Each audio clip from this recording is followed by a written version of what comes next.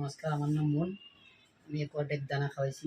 আমি রৌ মাছটা দিয়েছিলাম আধা কেজি 400 গ্রাম। এক মাসে এক মাস 10-12 দিন হয়েছে 110-20 বস্তা দানা খাওয়াইছি।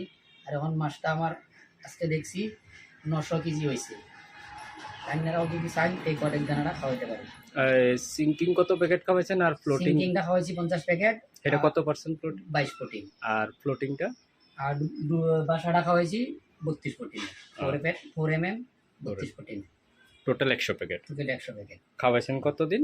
1 মাস 10-12 দিন হইবে। 1 মাস 10 দিন খাওয়াইছি। 400 গ্রামের মাছটা 900 কেজি হয়েছে। কেজি হয়েছে না রো মাছটা? রৌ মাছটা। ঠিক আছে, আপনি হ্যাপি?